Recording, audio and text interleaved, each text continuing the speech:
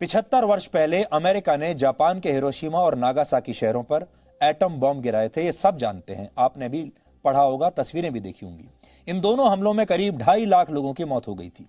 ये पहली और आखिरी बार था जब किसी देश ने युद्ध में परमाणु बॉम्ब का इस्तेमाल किया था। लेकिन क्या आप जानते हैं कि इस हमले के 16 वर्ष बाद यानी वर्ष 1961 में सोवियत संघ ने एक ऐसे ही बॉम्ब का परीक्षण किया था जो हिरोशिमा और नागासाकी पर गिराए गए एटम बॉम्ब से 3300 गुना ज्यादा शक्तिशाली था।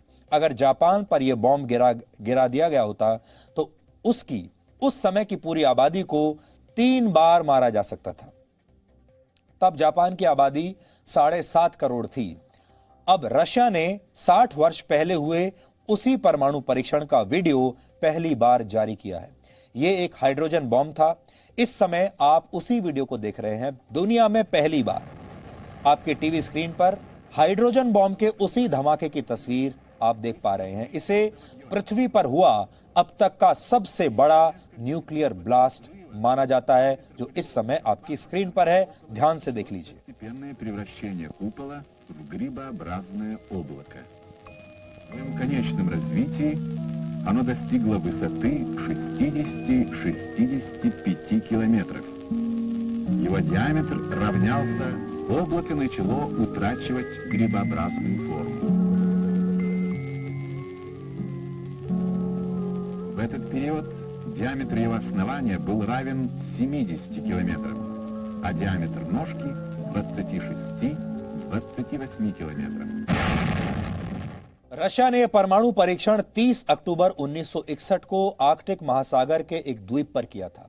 अब तक ये तस्वीरें क्लासिफाइड थीं, यानी गोपनीय थीं और इन्हें रिलीज नहीं किया गया था। अब इन्हें रिलीज किया गया है, लेकिन अब रशिया की न्यूक्लियर एनर्जी एजेंसी ने इसके वीडियो को सार्वजनिक कर दिया है और इसीलिए आज हम आपको ये दिखा पा रहे हैं। इस परमाणु परीक्षण से 50 मेगा टन की ऊर्जा पैदा हुई थी।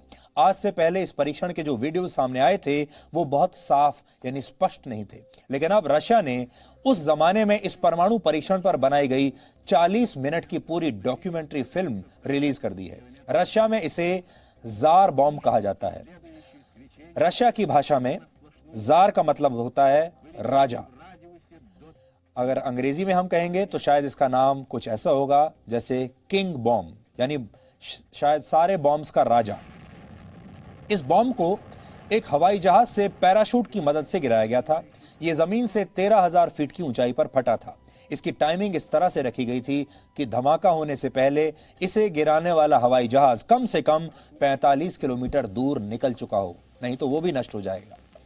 लेकिन बम के फटने से पैदा हुई ऊर्जा ने इस प्लेन को भी अपने चपेट में ले लिया था और ये हवाई जहाज बेकाबू होकर 1 किलोमीटर तक नीचे गिरने लगा था। हालांकि बाद में जो इसे उड़ाने वाले पायलट्स थे उन्होंने इस प्लेन को बड़ी मुश्किल से संभाल लिया था, वरना ये क्रैश हो गया होता। इस परीक्षण के बाद जो ऊर्जा और रोशनी निकली उसे 1000 किलोमीटर दूर से भी देखा जा सकता था। आप कल्पना कीजिए, 1000 किलोमीटर दूर से भी देखा जा सकता था। 3 секунды, 2, 1, дался световой вспышкой необычной силы.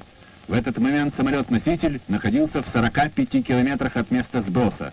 Вспышка и последующее свечение, несмотря на сплошную облачность, были видны в радиусе до 1000 километров.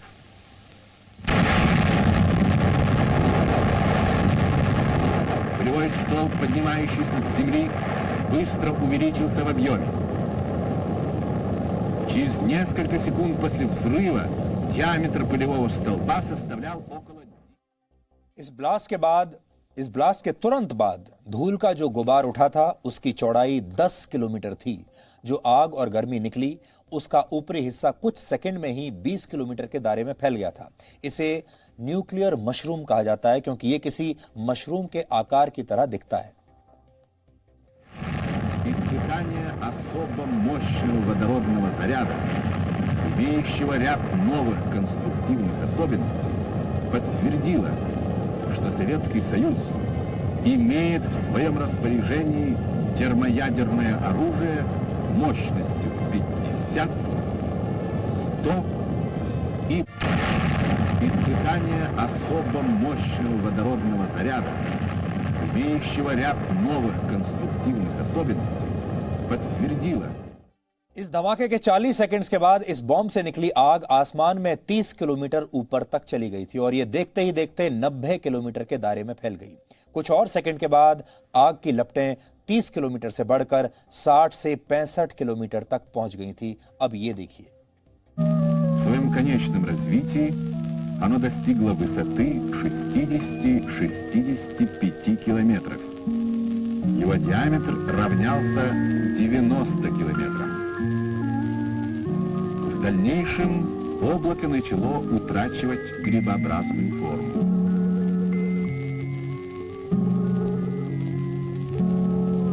В этот период диаметр его основания был равен 70 километрам, а диаметр ножки 26-28 километрам.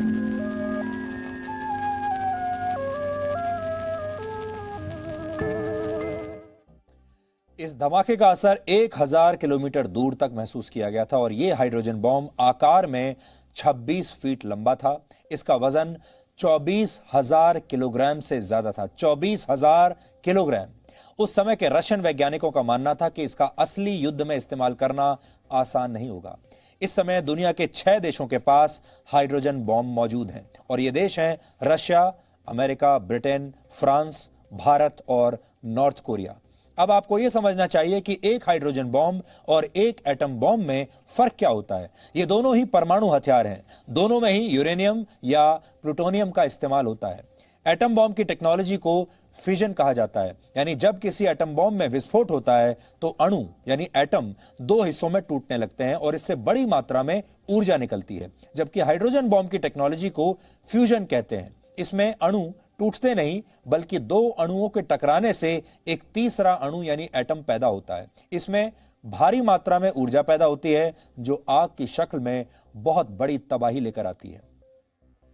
हाइड्रोजन बॉम्ब बनाना एटम बॉम्ब बनाने की तुलना में ज्यादा मुश्किल होता है, लेकिन यह वजन में हल्का होता है, इसलिए इसका इस्तेमाल मिसाइल्स में भी किया जा सकता है। रशिया के हाइड्रोजन बॉम्ब ने 35 किलोमीटर के दायरे में सब कुछ जलाकर राख कर दिया था और जिस दौर में रशिया ने यह परीक्षण किया था वो शीत युद्ध यानी कोल्ड वॉर का जमाना था। इस दौरान रशिया और अमेरिका आपस में सीधे तौर पर युद्ध तो नहीं लड़ रहे थे, लेकिन दोनों के बीच हथियारों की एक रेस लगी हुई थी, होड़ लगी हुई थी। अमेरिका ने वर्ष 1954 में अपने पहले हाइड्रोजन बॉम्ब का परीक्षण किया था और उसी के जवाब में 7 साल के बाद रशिया ने भी ऐसा ही धमाका किया। अब एक बार फिर दुनिया शीत युद्ध की तरफ बढ़ रही है और इस युद्ध में अमेरिका, रशिया और चीन जैसे देश शामिल हैं। माना जा रहा है कि रशिया ने यह वीडियो जारी करके दुनिया को अपनी उसी पुरानी ताकत का एहसास कराने की कोशिश की है।